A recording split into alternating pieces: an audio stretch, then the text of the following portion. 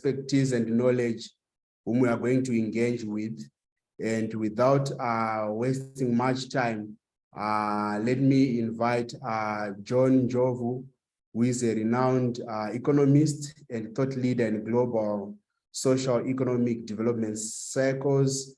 He's an honorary member of ZAMIA, Zambia Monitoring and Evaluation Association. He's also a founding member of the network of indigenous evaluators, Eval Indigenous as others call it, and also one of the leaders of its African chapter. So John, you are welcome, and I want you to address two questions at this point in time for our audience. And this relates to the basis of the Afria Made in Africa Evaluation Initiative that was launched in 2018, and why this is important. And also in your discussion, you'd give us some of the successes that have been made in terms of Made in Africa initiative. So welcome, John, once again, and I'll give the mic to you, and over to you, John. Thank you, Taku. Welcome to all the participants and greetings. I'm a member of Eval Indigenous. I'm a founding member. I've also been very active in the Afria circles, even regionally. So when we talk of Made in Africa evaluation, I want to bring you back to the need for what drove the formation of Afria. We should not forget that Africa was under colonialism, and when we gained independence, some of the things did not work. We found ourselves going back to our colonial masters and getting them back. And they've been driving much of our development, economic development across Africa. Then we started realizing that there are certain things we needed to do ourselves. And from the UN, as we got more space for indigenous people to talk about the challenges, especially in the development sector, and the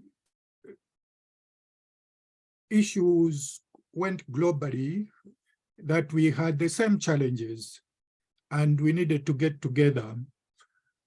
And that's why Eval Indigenous was formed, because indigenous evaluators realized that they had the same challenges across the world.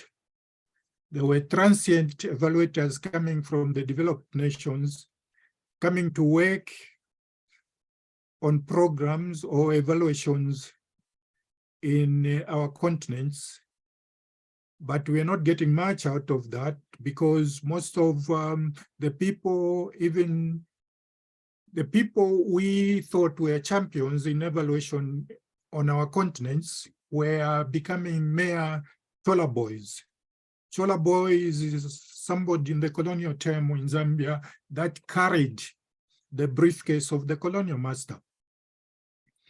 So that was also a feeling in Afria. Remember that Afria was one of the first continental evaluation umbrella bodies. And even the International Development Evaluation Association was made basically after Afria was formed. You remember that Dr. Saleh Gariba was instrumental in forming ideas. And even when he started talking of transformative evaluation, it's something which it borrowed from Afria, because we had already started talking about decolonizing evaluation and having indigenous aspects brought into evaluation. You recall that in Niamey 2007, there was a declaration to put African aspects in the forefront of evaluation. And this is the background in which the 2012 African Evaluation Forum was brought up, and Chilisa and her colleagues discussed the Made in Africa evaluation concept. And it took some time before that concept started coming out. Africa commissioned the research, and then it came up with a strategic plan, the 2018 to 21 strategic plan. And one of the pillars of that strategic plan, or the goals, was to now promote Made in Africa evaluation. So one of the things which was in that strategic goal was that first we had to have the Africa conference in Ivory Coast to try and get people to know about it. But Samia had also done something. Mongofana, I think you had talked about it in one of the conferences when you wanted to let people understand more about what Made in Africa evaluation was about and what needed to be done. So there were a lot of papers coming out and a lot of talk. And the other thing was in the goals was to try and implement the Made in Africa evaluation project across Africa, and then elevate the influence of Africa-centered methods, theories, and philosophies, and then also to partner with other continental bodies. People had pointed out that when Chilisa wrote her paper, she was not definitive on the definition of Made in Africa evaluation and what it was. So there were a lot of debates that there was need to do more research, and we needed to get the guidelines, the standards to match what we were talking about. So in one of the goals, there was a concept of revising the evaluation guidelines to ensure that they were relevant in the African context and useful for African and global evaluations. And then there was also the talk of the journal, that we had the African Evaluation Journal, and we needed to support it. Remember that Mahesh Patel, when he was writing the concept of forming Africa, that he had looked at the American Evaluation Association, and it was modeled on the American Evaluation Association. They have a journal, the American Evaluation Journal. So Africa also has the African Evaluation Journal, and I wish to applaud Mark Abrams because he has single-handedly propped up the evaluation journal for African evaluators. He has done so much work on getting our thinking, at least to the evaluation community in Africa and across the world. So where are we now in 2023? Where are we now? Of course, civil society has its challenges. They are the vouchers. I'll call them the vouchers. I'm borrowing that term from Zenda. Who look at what is happening, and when they see you struggle for a long time, they won't be near. But when they smell that you are almost to break through and the money is coming in, they will appear. So we have the vouchers. Afria itself has had administrative challenges because of the way it was formed. We had not looked strongly on the administrative and management aspects.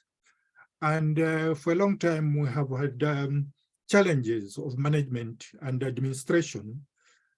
People have fought for positions to be leaders and all that, maybe for exposure, for the CVs, but not to bring in talent in managing continental organizations. And that has been a challenge because they put the personal self-interests in front.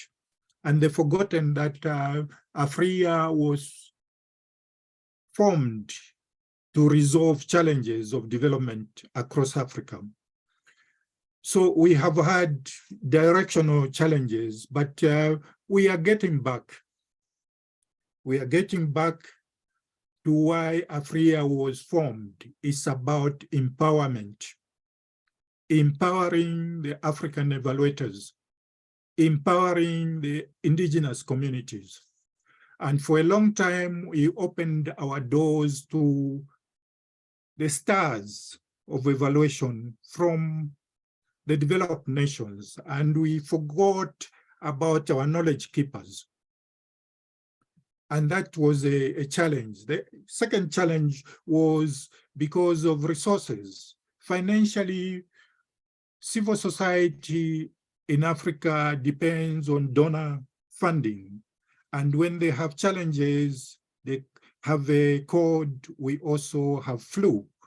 So that has been a challenge for quite some time.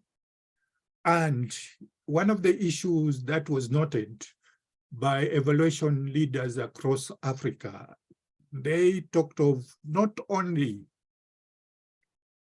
trying to make African philosophies like Ubuntu become major issues that we should consider, but we should also consider the issue of funding. If we're going to promote the methodology, we should also promote research and its dissemination. And then not forget that there are emerging evaluators. For a long time, what we have been doing is that as elders, we've held to positions and promoted methodologies that promote us and our financial status. But what we are forgetting about is that one day we'll be gone. The young ones will come in, and the young ones are accusing us of not helping them. Because for a long time, we have these transient evaluators coming on the scene, giving us money, and we have not been fighting. We get the money that they could be paying interns, these consultants, firms, and commissioners, development agencies, because I'm a dean at a university. So I've got my pay in my formal employment, and I take leave for a week and do this evaluation. So I don't mind on how much I'm being paid. But the amount that you are being paid is an amount that an intern or an emerging evaluator will ask for. But you, as an experienced evaluator, having 10 years, 20 years, 30 years experience, you are getting $200 a day. And it kills the need for these commissioners to ask new blood twin, because they've got you experienced academics who are now killing the opportunities for young emerging evaluators. And that's why for almost 60 years in Zambia, we have this struggle about building capacity. So where are we on that? Africa is supposed to protect us on that. They've been talking to the VOPEs, and where there are no VOPEs, national VOPEs, they've been talking to individuals. The national evaluators have been fighting. The umbrella bodies, they are weak. They are weak because they've been depending on donor funding. They have been depending on government. So for them, they can't talk about issues where they feel they will threaten the financial base. So we are depending on external donors, and we are grateful that Africa has been able to get external donors to help launch or implement the Made in Africa evaluation. And now VOPEs have been asked to promote it, and they can get funding from Africa. The Africa Evaluation Journal has done very well on promoting the Made in Africa evaluation concept. Last year, 2022, they had a special volume just focusing on Made in Africa evaluation. The World Bank also has been helping very much. So we've got clear AA that is also on the Francophone and Anglophone side, trying to get us to think, to research more, to do more than just talk. Yeah, of course, we get to say that we are done well because we've got a policy, a national evaluation policy, or we've got institute that offer 2 weeks courses, but there's more in empowering people. Why are we getting these challenges of governance? Why are we getting 60% of the population in Zambia being poor? Yet we have all these development projects in the rural areas. People dig wells and say they've empowered the women. They dig a well here and there, but the women still go back to getting water from crocodile-infested rivers. John, sorry to interject. Okay. Okay, thanks. No, Taku, that's fine. Okay, sure. It came at the right time. Thank you very much for giving that analogy.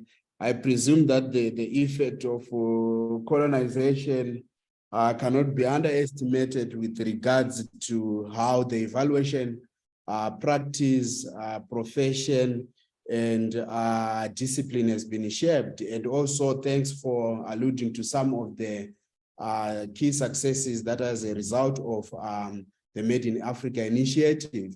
And esteemed colleagues, let me bring in Dr. O'Malley to speak to some of the issues that I have for him. And Dr. O'Malley is a senior lecturer and editor-chief of the Dyke Journal at the Midland State University in Zimbabwe. He's an avid researcher in applied communication and indigenous epistemologies. Dr. O'Malley, thank you very much, and you are welcome. I've got 2 issues that I would want you to address. Why are we now talking about the need to go local and for African indigenous evaluation methods, including, of course, the indigenous knowledge systems to be considered in evaluation? And what are some of the examples where African methods have been used in practice? Thank you very much. And once again, you are welcome, and over to you, O'Malley. No, thank you very much, Taku. Do I need to switch on my video? Perhaps people would want to see who they are talking to or listening to. Okay, let me. I'll just give you about 5 minutes. Thank you. All right. Am I visible now and audible? You are audible but not visible. Perhaps you can continue over. Okay, thank you very much for the opportunity. Quite interesting questions, I must say, which would have really required me maybe to ask for more time. I'm sure John would also have wanted the same, but maybe I'll try to compact and summarize my answer. I'll address the first one on why are we talking of the need to go local. I've maybe three pointers to this. Number one, I feel it is because the evaluation itself, as we have been knowing it, is undergoing transformation in order for Africa to benefit. If you look at maybe the work that is it Tunde Mbele have been doing, they highlight this point quite significantly. And in other words, we're saying evaluation itself is undergoing evaluation. Hence, in evaluating it, it now means we now need to look at what works for Africa and what doesn't work. To do so, it is actually to bring in certain questions or critical questions like the ones that you have just answered. And the moment that we then begin to have these questions, we're now trying to seek answers to say, okay, let's look at how Africa is fared. Maybe 10 years ago, 20 years ago, a century ago, and so forth. Hence, issues to do with colonialism and all these other things come into play. So I would want to say we are now beginning to talk about the need to go local because we are seeking for sustainable answers in order for evaluation to be sustainable to us. Because year in, year out, you find governments, even international development institutions coming up with ideas, ways and models that at the end of the day, we are they've been taking us back to where we are because maybe it's the methods that they've been using are not working. Even issues to do with capacity building that was being talked about, coming, lacking and so forth. So the main central aspects is evaluation undergoing transformation. Because look here, Africa itself is not a homogeneous society. Hence, the differences that arise or the realities that are there in Africa and their differences, the multicultural kind of set up and so forth, require not a one blanket that fits all, but something that is actually, or methods that are actually tailor-made in order for evaluation to actually be crafted in a direction that at the end of the day it involves the people who are likely, for example, to benefit from say the developmental intervention, for instance, which may be brought in. Hence the need for methods that actually come out of such context. For instance, we may talk about using the storytelling as a method because of the nature of the African culture itself, which primarily or traditionally has been very much traditional, and storytelling has been left out in some aspects when it comes to evaluation. Then another item it has to do with the the noise or the manner in which decolonization and decoloniality discourses have been gaining momentum. You recall that the discourses around decolonization and decoloniality, I mean, they started a long time ago, but there have been various institutions, for instance, that have actually pushed for the idea of, for example, indigenous knowledge system programs to be part of the curriculum, part of the university, curriculums, trainings, and so forth. And these have actually been gaining momentum, and they need space, they need place in terms of the various platforms where practice is actually done. And one such a platform is the area of evaluation. Hence, we then are where we are. That's the second item. But to be also a bit critical from, taking it from the other side, from the global north perspective, in my view, we find, capitalism trying to reconfigure itself. Because for as long as we, talking of evaluation in Africa, and like John was making reference to, the World Bank, coming in to support in terms of resources and so forth. For as long as we begin to have these economically world power funders being part of the African agenda, they also have their agenda, which is hidden, to us. And that's a dangerous situation, which made in African evaluation, for example, it needs to look at it very critically, because I would want to believe that the moment we have any funder, playing a role within an evaluation kind of a setup, we begin to see their own interests coming into play. So I would want to assume that capitalism is sort of reconfiguring itself because of the decolonization, noises, because of the evaluations that is undergoing.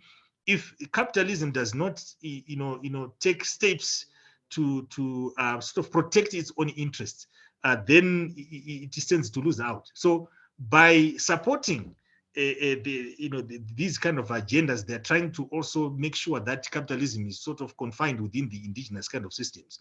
So in asking why we are where we are talking about going local, it is also trying to find the mechanisms of making sure that African governments, for instance, become very topical in terms of having to fund the Made in Africa evaluation or fear as it way, and not to have these other guys being very topical. Then, of course, another item which I would also want to pose is to do with the manner in which the indigenous knowledge systems programs have actually been, receiving attention in our sort of education system, right from primary, kindergarten, even up to university level, right? Which then alludes to the aspects to say, okay, what are then some of the practical examples where, I mean, your second question of African methods, being used in practice. I mean, there are many. Maybe I'll just throw in a few examples. Like here in Zimbabwe, the higher and tertiary education has been going through some kind of reform.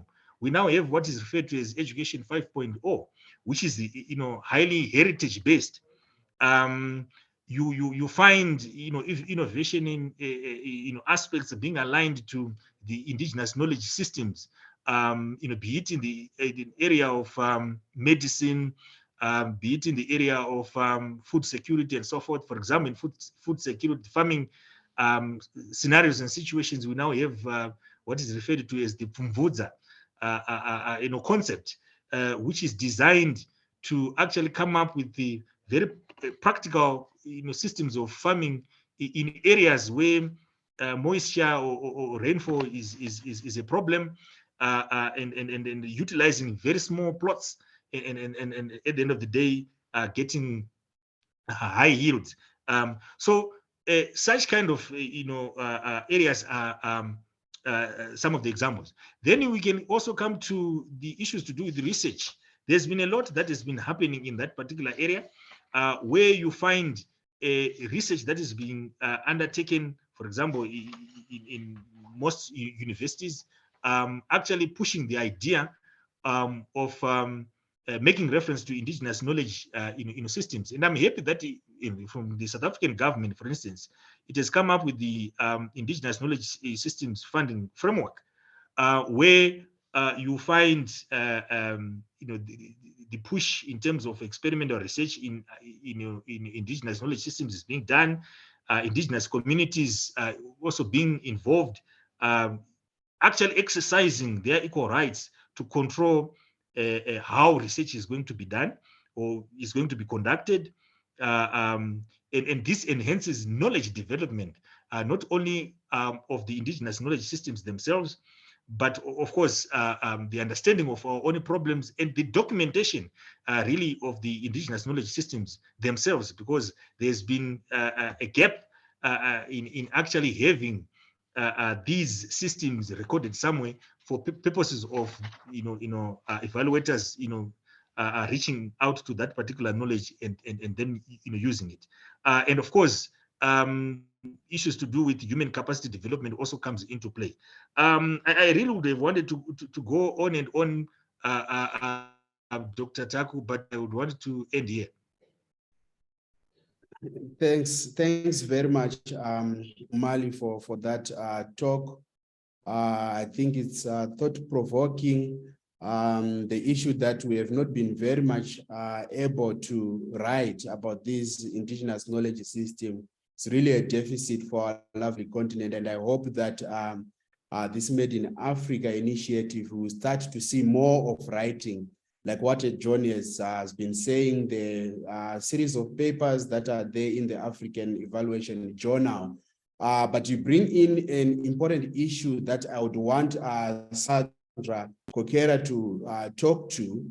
And it is my pleasure, esteemed participants, to introduce Sandra Kokera, who is a PhD candidate in program evaluation at the University of Cape Town, focusing on the Made in Africa approach. She is responsible for monitoring and evaluation of the implementation of National Electronic Health Record System in Zimbabwe at the Zimbabwe Technical Assistance Training and Education Center for Health. Sandra, you are very much welcome. And I would want you to speak precisely to the issue of how do we decolonize the evaluation curriculum, and what are some of the challenges that we are likely to meet or to encounter when we decolonize the curriculum, and how can we overcome this? Very much welcome, Sandra, and I'll give you 5 minutes to just speak to that, and over to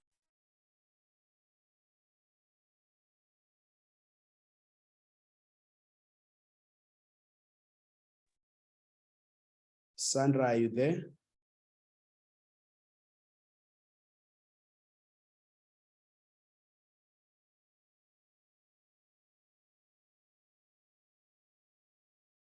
I think we're having an issue with Sandra in terms of connection. Let me maybe allow her to come in later on. Colleagues, let me introduce to you Shadrach, our panelist, who is a chief evaluation analyst at the Department of Agriculture, Land Reform and Rural Development here in South Africa, responsible for developing and implementing the department's evaluation plan, which speaks to the evaluations that are undertaken internally. Shadrach, you are very much welcome. I want you to weigh in on the issue around how can we decolonize global North methodologies based on African philosophies. Yeah, no, thank you very much, Tagu. And as I take cue from Mr. Njov on decolonization and what was Dr. Umali was actually saying regarding the use of indigenous knowledge systems, I want to start with, introducing the 3 branches of philosophy from an African perspective. The first branch would be epistemology, which you would easily, encounter it when you're going through the evaluation theory tree. This is the branch that is actually responsible for the nature of knowledge, ways in which knowledge could be gained, or ways in which one can justify an epistemic claim or validate a knowledge claim, and the role of knowledge and what role knowledge plays in human existence. So this is one of the components, like where knowledge management actually borrows its strands. So the second branch would be ontology, which is the branch that deals with the being, and in African way, we would say a particular force. Within this branch are matters of identities that are advocated by our very own philosopher, Theophilus Okyere, around in the 1980s, where by his trying to, you know, provide a relationship between an object, subject, context, to be saying, if you are now decolonizing the method, which is the object that we use, what state should the subject be, the evaluator should be. So they both have to be that relationship. So part of that speaks about integrity, morals, Ubuntu, dignity, culture, languages, dance, you know, music. And I'm also tempted to not speak about what Alex Haley wrote in his movie called Roots, where he dramatizes a life of a young man uprooted in the Jufere village in what today we know as Gambia, Kunta Kinte, where he was taken to the United States of America, and they stripped him of all these things: integrity, morals, Ubuntu, dignity, culture, and dance. And they introduced a new being after he was beaten out of himself, and they called him Toby. So when you are beaten out of yourself and when you are empty, you know, something alien would be put inside of you, and then you would think that your hair is not good enough. You would buy other things, your skin or your melanin text is not good enough, and then you would belittle it. So decolonizing also goes to that level of extent, to that level of reality. But also, you know, Ngugi Thiong'o spoke a lot about decolonizing the mind, so that when we speak about evaluative thinking, it is from a mind that is decolonized, that has been awakened or enlightened. But also there's identity through the eyes of African spirituality, and I won't dwell much on that. But the most important branch that is most interesting is metaphysics, which is actually deals with the reality or the study of existence.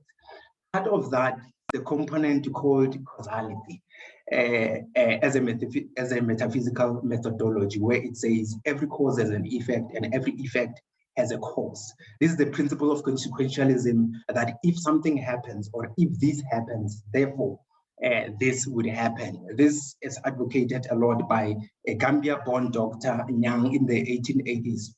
But you would realize that in the 90s, 1994, Chen and Weiss and other terms that are within the method branch came in with the same principles premised as the causal pathways of change under what they termed theory-driven evaluation. So surprisingly, in the evaluation theory tree, no reference is made to the great giants who actually advocated these principles before them. Now, speaking about embedding methodologies, so the word embed comes from the root word bed. And in your normal bed, you have a bed with 4 legs. So there are 4 trends of African philosophy that are advocated by Odera Oruga in the 80s. The first one is ethnophilosophy, which attempts to examine the thought of a particular African community with a view to finding, you know, what can be regarded as philosophical in it. He refers to the resultant philosophy as a culture philosophy. This is where Kola Ambibola, you know, gave an African perspective on African spirituality and applied ethics. So you'd realize that from this branch, you'd know that the research and evaluation ethics and principles are actually borrowed from this leg. The second leg of the bed, as we are embedding this, would be your, you know, philosophic sagacity.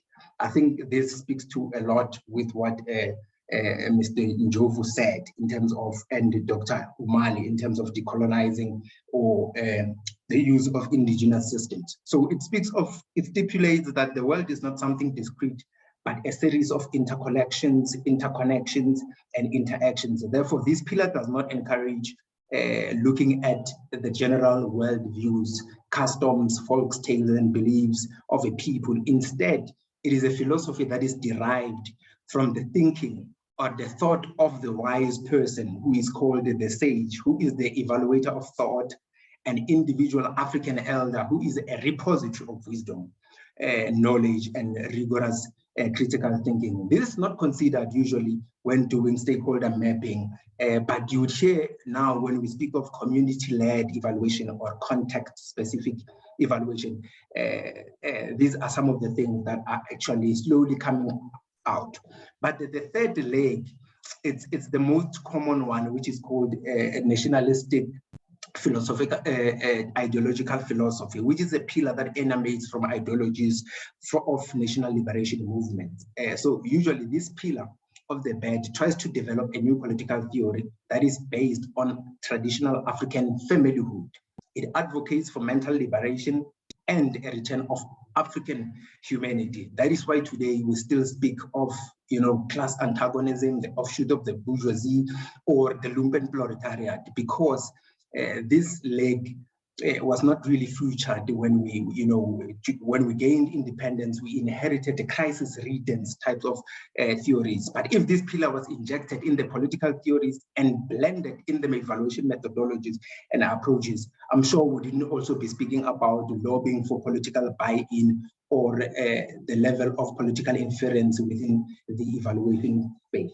But the fourth leg, which is the most important one, I think it also speaks to the issue of the education, decolonizing the curricula, which Sandra, I think, will allude more on it. But this is the pillar that is concerned with the set of indigenous text, riddles of indigenous punchlines, specifically a set of text that is written by Africans and described as philosophical. So instead of talking about data analysis in Africa, we speak of what is called a paradigm of hermeneutics, where it involves the interpretation of a given text, speech, or a symbol, expression. This is what Oleko said in the 90s, which involved studying figures of style, expressions, and he reduced such figures into metaphors and metonymies, and used the logic classes as a method of analysis, which could, present an accumulation of experiences and knowledge. These metaphors or metonymies are present in African languages, specifically in the Tetela culture. If you look into that ethnic groups of the DRC, you'd find that they still use such expressions. And maybe an example of this, you'd find them when they're describing the existence and metaphysics and cosmology. And when they're trying to merge metaphysics and ontology, they would speak of things like metaphors like, in the beginning was the word, direct from the void came a dialect devoid of consonants and vowels. So it would be such expressions that you would need the previous leg, which is philosophic sagacity, to be able to interpret that. So data analysis is not only limited to verbatim, it's also an expression of indigenous text, the riddles, and all those punchlines that are within this professional philosophy. Part of it is that the School of Professional Philosophy suggested that African philosophy of education, must be concerned with issues that are pertinent to African realities. When we speak of context-specific evaluations, this is what this branch has been advocating actually. So its premises is to say, if it doesn't assist us in solving our problems, then it cannot be considered as education. But you realize that when Professor Bagele Chiliza at the Afria said to the criteria, relevant for who? This is the component of the professional philosophy she was actually advocating. So this talks to what Sandra would also allude to in terms of decolonizing the evaluating curriculum. Thank you very much. Thank you very much, Shadrach, for the presentation. You are really spot on in terms of the kind of staple food in terms of monitoring and evaluation that we are fed with the higher education institutions. Most of the methods are borrowed, but when you're speaking to the African philosophies and how these can be used in evaluations, then it starts to have a discernible link, which is an encouragement that it can be done, and the higher education institutions are at the core of making sure that this is implemented. Thank you very much. Esteemed colleagues, let me bring in Mohopana. Mohopana is an independent evaluator and a former chairperson of the South African Monitoring and Evaluation Association. Mohopana, you are welcome, and I would want you to speak to the issues relating to the main challenges being faced in implementing the Made in Africa initiative. How can we overcome these challenges? Thank you, Mohopana. Over to you. Thank you very much, Dr. Chirau. Thanks so very much for inviting me. I think most of, or some, in part, my colleagues have touched on the core challenges. When I listened carefully, there was a challenge around how colonization, partly or partially, is responsible for where we are. And the language was used around the economic skewness. Other colleagues used Africa's underdevelopment. Some of the examples of the inheritance of the history that is associated with our continent. I also heard something around the imbalances of the knowledge compilation as well as distribution, that this has effect.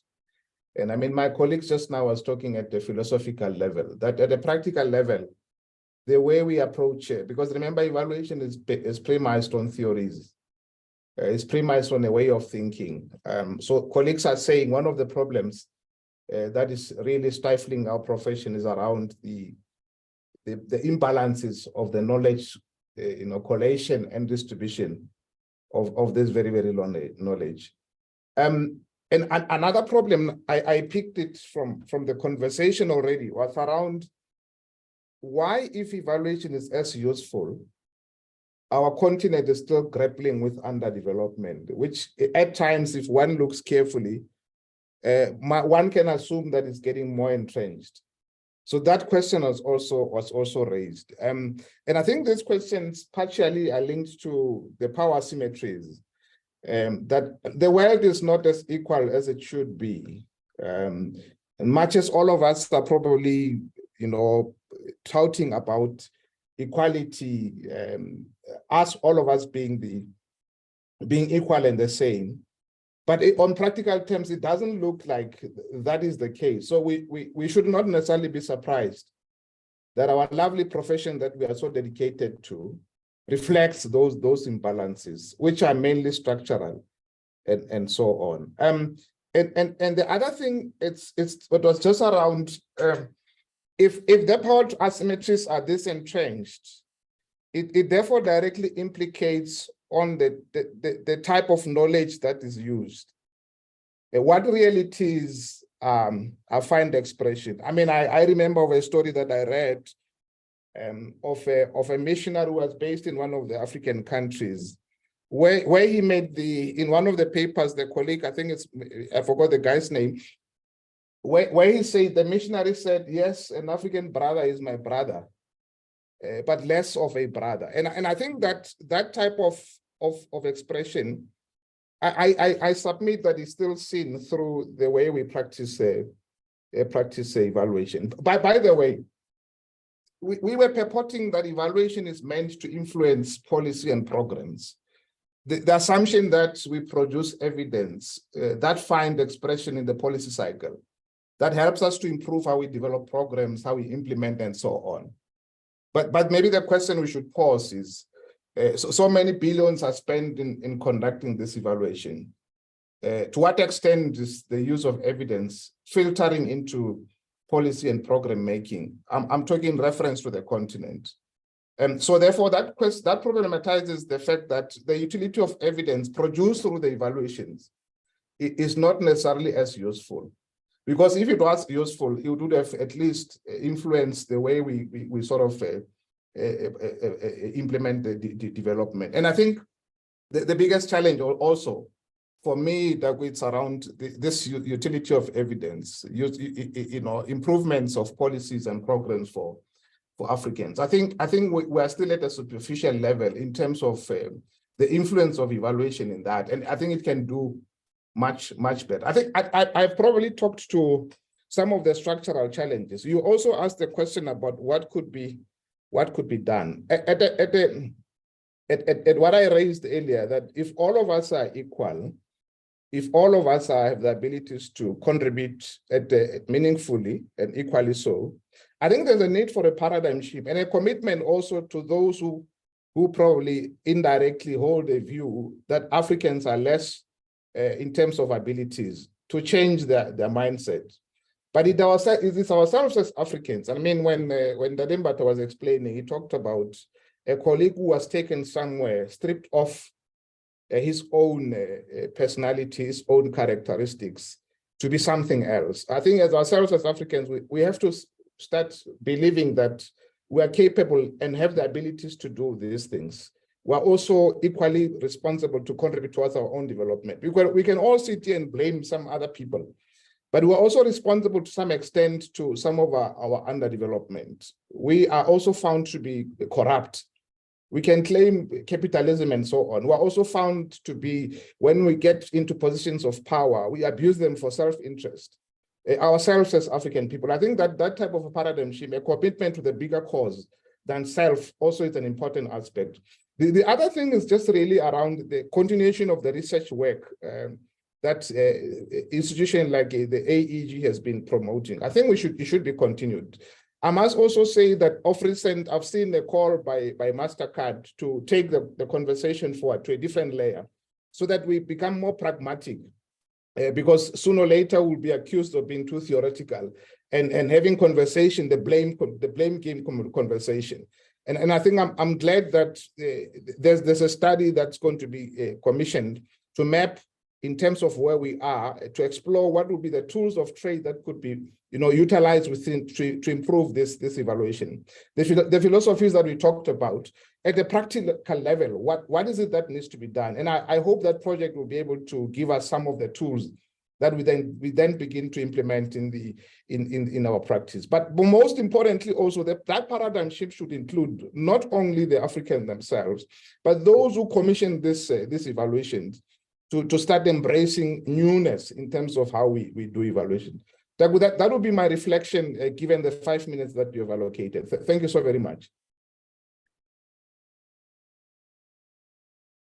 Presentation. I see, colleagues, we are running out of time, and I would want to give, obviously, some people to just pose some questions before we close. So you can type in your question, or you can just raise your hand, and then you can pose your question. Over to the participants.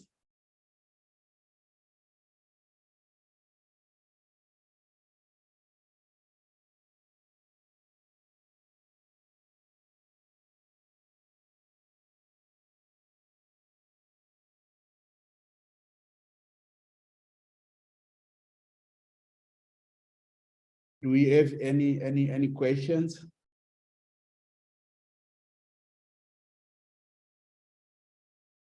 Okay, while these colleagues are thinking or typing into the chat, I would just want to ask a question in relation to this dependency issue that we have. I do understand that dependency theories have been written some time ago, and even today they do have a bearing even on how institutions that even provide support for evaluation or monitoring and evaluation support. Somehow, what is given to the global South, inclusive of Africa, is something that is really not what probably might not be needed. How do we tease such a situation where we are receiving some earmarked funds for something that might not be what we actually want? I can just allow any of the panelists to weigh in on that.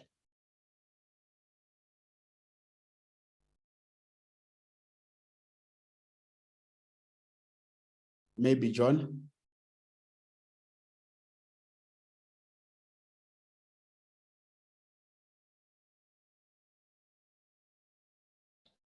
Can I come in? Yes, Umali, thank you. Okay, thank you very much. I actually also wanted to ask a similar question directed to John, where I find the whole funding issue and the donor syndrome actually affects Africa in general, and it has been actually affecting the continent, as well as exposing it to some of the problems that have actually been highlighted. The big brother mentality that my other colleague, is it Shadrach, was talking about. So I think it poses a huge imbalance. And in as much as we are constantly talking of a paradigm shift in evaluation, we seem not to be having our governments or African governments, coming forward.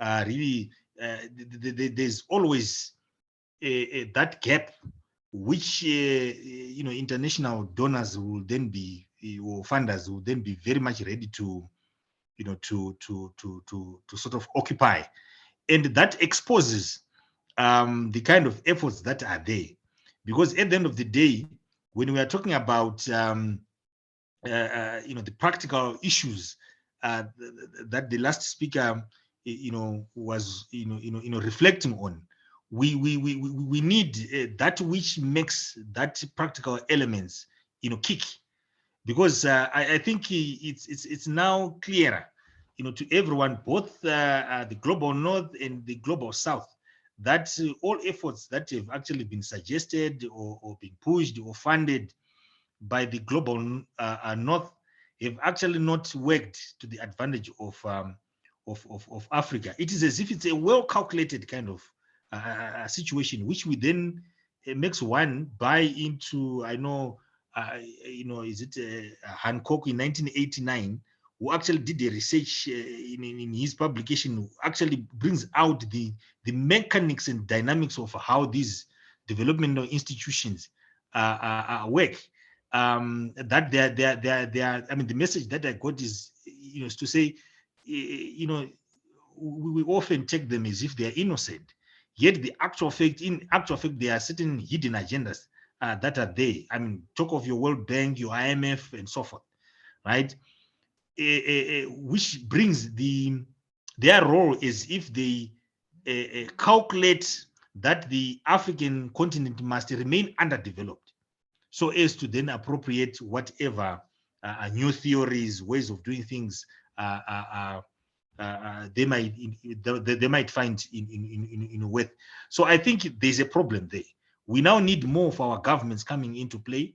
We now need more of our local systems that are aligned to the indigenous knowledge systems thinking, or the African epistemological thinkings and philosophies and so forth, so that whatever is then suggested and pushed and funded for is one that which then becomes more sustainable. Thanks very much, Umali. Yes, John. Yes, okay. Just to add on that, whoever pays the drama calls the tune, and whoever will give you money, his hands will always be on top of yours.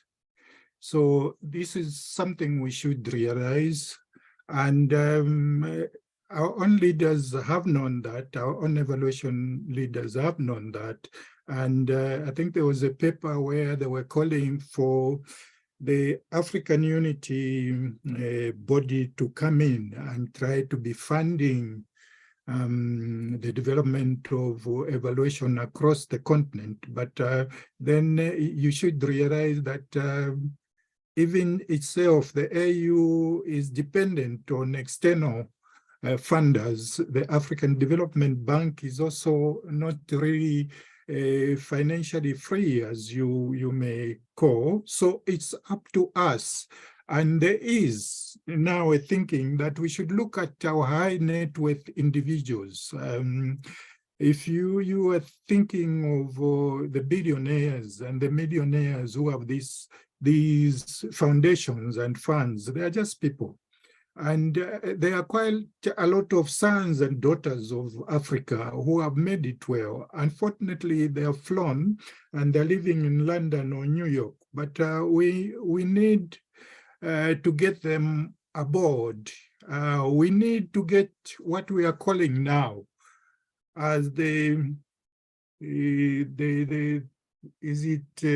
black peacocks, those who have made money in Africa, even in the development sector, in the evaluation sector, got the money and then flown over to New York or Canada and they started living there. There is need for them to look back and say, how can they help develop Africa, change the landscape?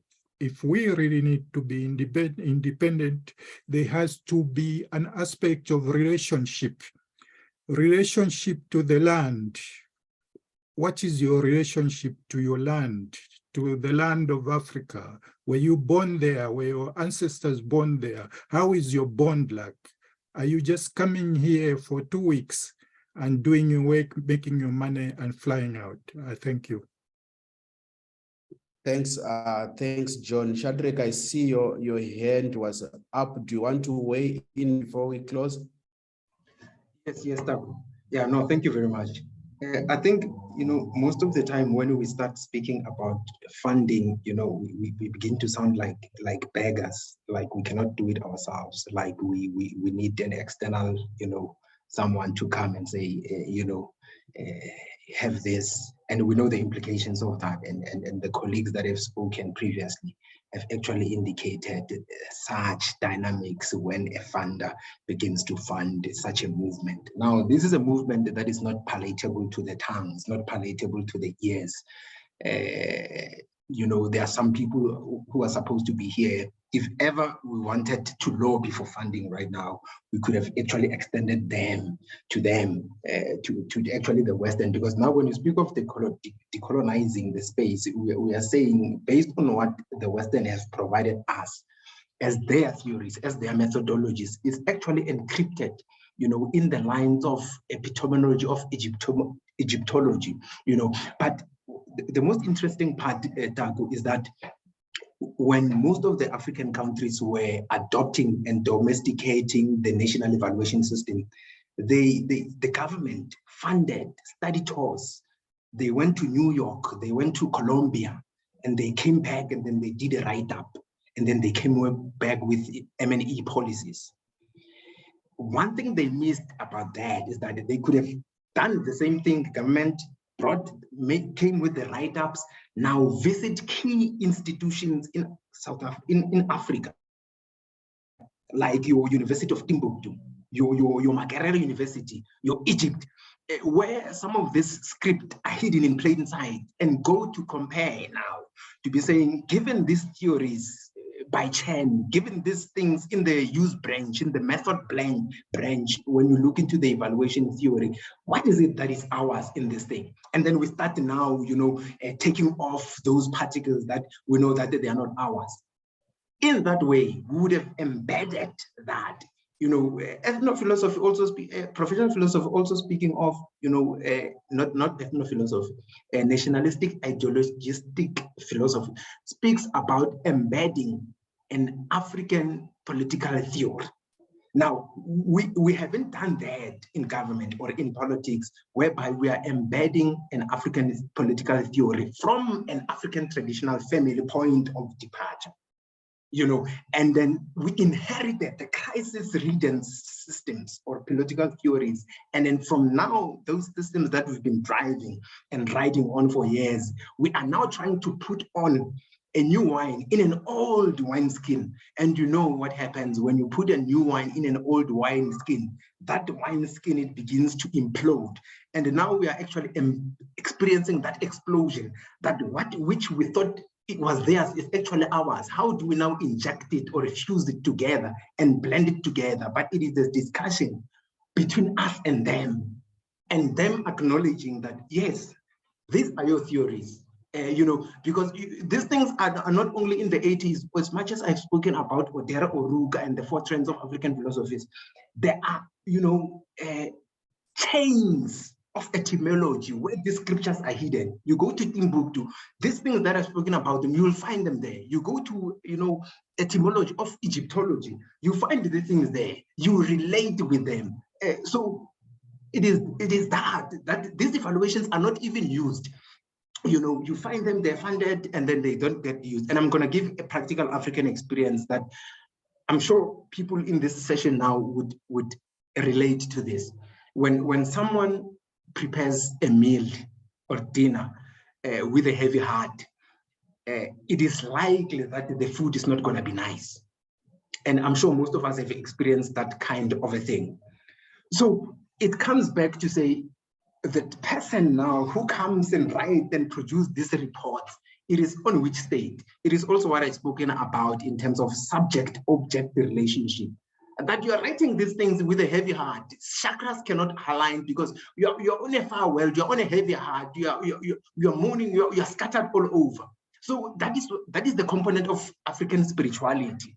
That if you're writing it with a high vibration, and you're alive and you're awakened to the realities of the African, then you're able now to relate with the indigenous, the people on the ground when you're doing data collection. You are able to understand the tribal traditional African systems, and you are able to code, this algorithm properly. Thank you very much. Thanks, Shadrach. And I see that it's already past 1. I wish we could have more and more time to engage on these issues of importance. But I guess what we're all saying is that we need to deconstruct and reconstruct, based on the ideological foundations that are there right now, which we are alluding to, Shadrach. And based on that, it becomes paramount for the decolonization process. So I think we are heading somewhere, but I think the speed at which it is happening probably is what people are not appreciating, and this will take quite some time to deconstruct the systemic issues that have been institutionalized through segregation, colonialism, and so forth. So with that, colleagues, I would want to round up this and end this. And on behalf of the South African Monitoring and Evaluation Association and Center for Learning on Evaluation and Results, Anglophone Africa, it has been really a pleasure to have you. Nice to see familiar people, the likes of Ian Hopwood, also putting their commitment to make sure that this initiative is driven forward. So with that, thank you very much for tuning in, and thank you also to our panelists. In the coming weeks or months at Samia website, we shall be having a website, a section where we will be depositing some blogs that are related to African methodologies, that are related to indigenous knowledge systems.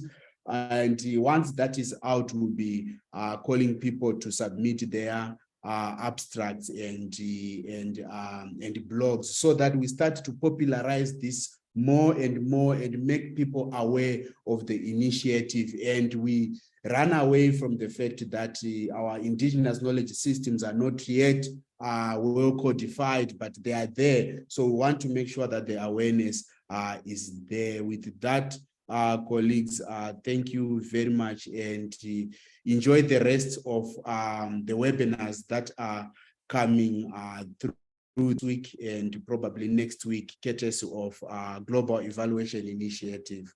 Thank you.